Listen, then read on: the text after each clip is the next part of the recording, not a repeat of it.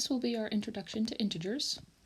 So before we enter into a whole new set of numbers, being integers, let's talk about the sets that we have already become familiar with. Counting numbers, or natural numbers, include 1, 2, 3, 4, and so on. So notice there are no fractions there are no decimals. And counting or natural numbers even are missing a significant value that we find to be quite handy, and that value is 0. There is no 0 for counting numbers, but as you can see, we do have that when you get whole numbers. So whole numbers are all positive, just like counting and natural numbers, except they include 0. So our next set of numbers are going to be integers. So notice we start with counting numbers, we get a little more complicated by adding in a 0, and now we're going to get a little more complicated by adding in negative numbers. So integers are going to be negative numbers. So they go all the way negatively to the left in the negative direction, and they continue infinitely in the positive direction as well. As you might recall from our set theory language, we can discuss sets of numbers using a roster where we write out or list the elements, or we use a rule form. So we are now going to express integers in a rule form, and that would be, well, it's pretty similar to whole numbers. We definitely have that. So how do we mention all of these? So our integer definition is going to be all whole numbers and their opposites, or their inverses. So that's our rule for integers. If we were going to write them out as a roster, it would look like this. Notice we use the ellipsis, the dot, dot, dots, and that indicates to continue the pattern until otherwise noted, in this case, in infinity. So the next question is, okay, let's make sure we know what are inverses and what are not. So they're all whole numbers and their opposites.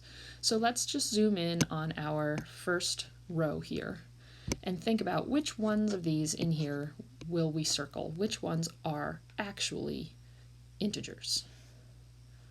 This is a whole number or its opposite. This is a whole number. This is a fraction, so we are not going to circle 3/5. Now this looks like a fraction, but it actually simplifies to -5, which is an integer, so we will circle that.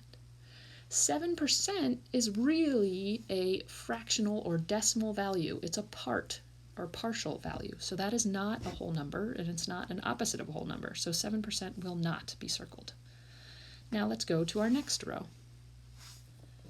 200%. You might think percentages are always fractional or partial, but no, they're not. 200% is actually the same thing as 2, and so that is an integer. 400's okay. Yes, there's a decimal here, but it's also a whole number, so that is an integer. 12% is not, -3 is.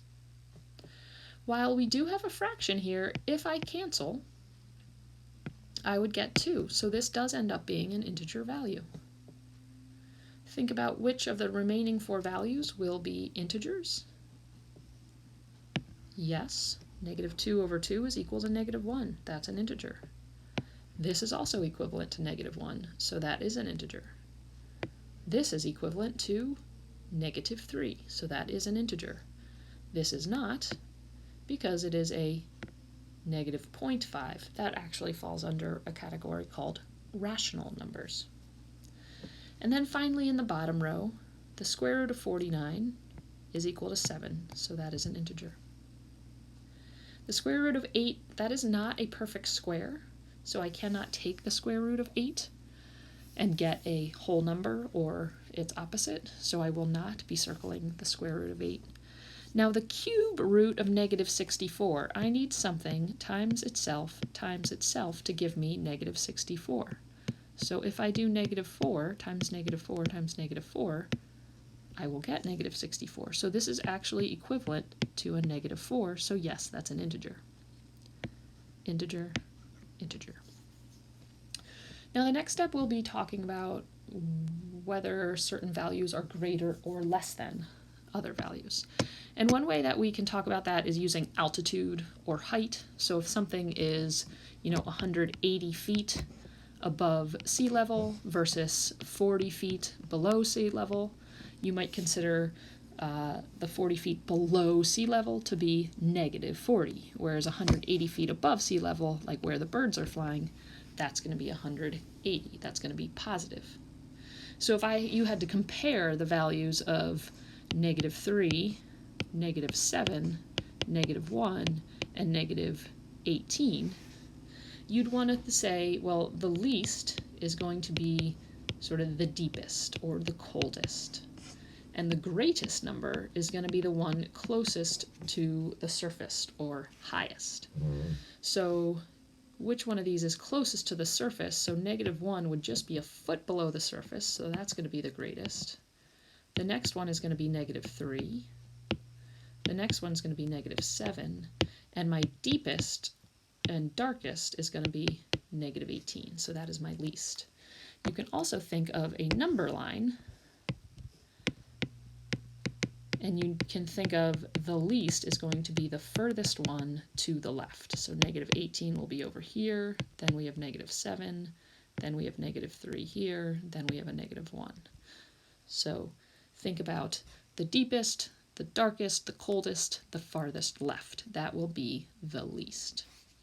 Another way to think about this is with temperatures.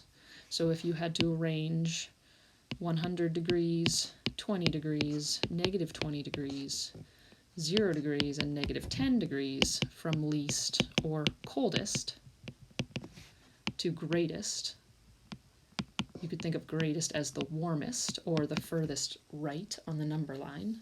So of these 5 numbers, the greatest is going to be 100.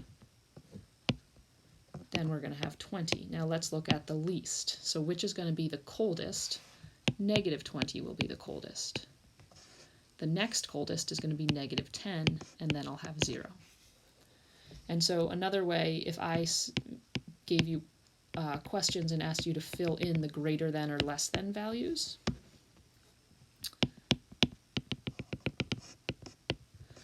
so remember our greater than or less than values, this would be less than, and this would be greater than. Remember, the alligator always eats the number that is greater. So which one is bigger, negative 14 or negative 7? So negative 7 is greater, or negative 14 is less than negative 7. So negative 14 is colder, negative 14 is deeper. Which one's bigger, 14 or negative 3? Well, 14 is greater just because it's positive, so of course it is. Now, if this was a negative 14, would I change my answer? Yes, negative 14 is less than negative 3. But if I left it as it was in the original, then 14 is greater than negative 3 because 14 is positive, so of course that is bigger. So there's a brief intro to integers.